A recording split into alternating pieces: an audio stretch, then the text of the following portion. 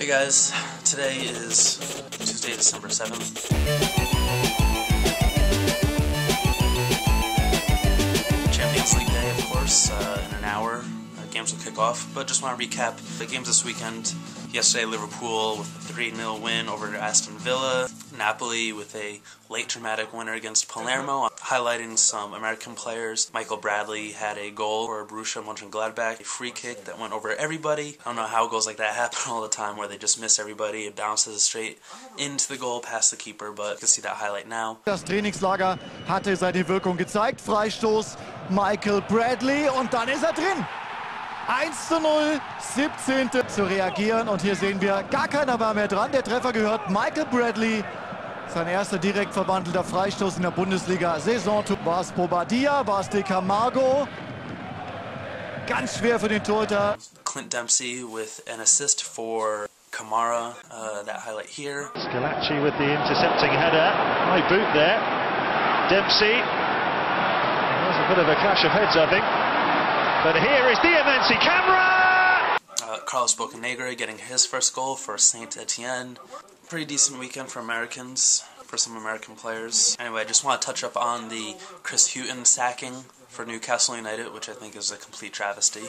I think that if Chris Houghtan is getting sacked and Rafa Benitez still has a job and Mick McCarthy still has a job, something is wrong. I know a little bit about Newcastle, a little bit about the Toon Army, but I'm no expert. But, I know they have the great rivalry with Sunderland. Chris Houghtan led out Newcastle to a 5-1 victory over Sunderland. That's an absolute thumping of a rival. And to me, I would think that a result like that would secure his job for a while.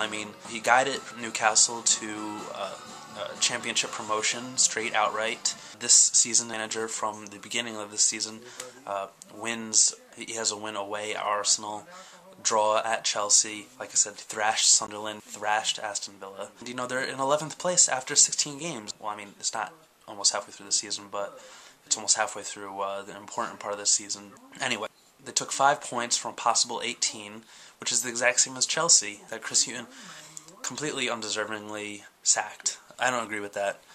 Moving on, last video I talked a little bit about the youth development in the United States. This week they have had the Academy Winter Showcase in Phoenix, Arizona, which is basically they have all these youth academies from the United States that come together, they compete, and everyone gets a good sense of where the talent pool is. When you look at the sheer amount of youth academies in the United States, there are a lot of youth academies. In fact, the United States has one of the most amount of registered FIFA players in the world. I think they're second. The United States has a lot of registered players, and I'm just wondering what it is that we can do to raise the overall level of those players' games. What needs to be done, or what are American players doing wrong that the average level of play is comparatively low to Brazilian, Argentinian, and some European countries? If the talent level of all of these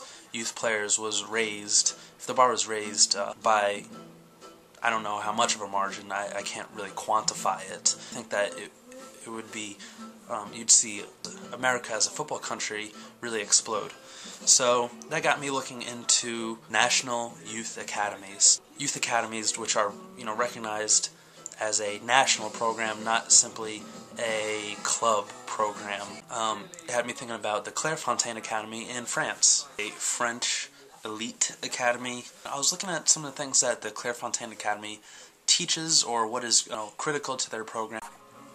Some of the things that they put an emphasis on at the academy: making player movements faster and better, using the weaker foot, improving the weaker foot, technical skill, technical improvement, skill training such as juggling the ball, running with the ball, dribbling, kicking, passing the ball, control, and tactical awareness. Most great World Cup winning sides, very technical.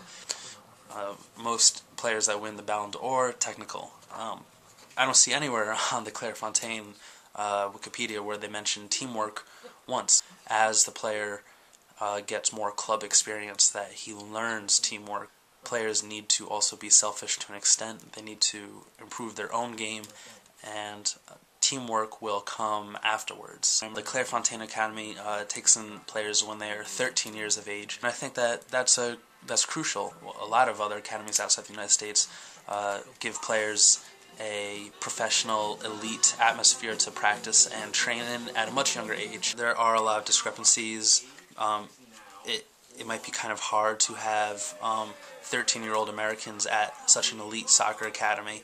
I think that's the reason why a lot of American players bloom late, is because a lot of the basics of the game they don't learn until later.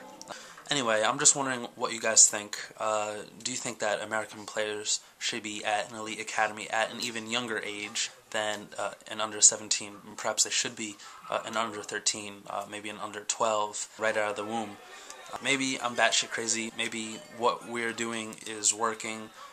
If you think that the IMG Academy is the best that the United States could do, you know, it's the best program that we have going, and if we went any younger, that it would be a little ridiculous. Let me know what you think. If you are a subscriber and you're not from the United States, tell me what you think that the United States could do differently to improve their youth development, what you think that you see in American players that they lack that other players have. Let me know. Leave your comments below. Anything you think, let me know. Subscribe. I'm about to watch the Champions League games, so I will see you guys tomorrow.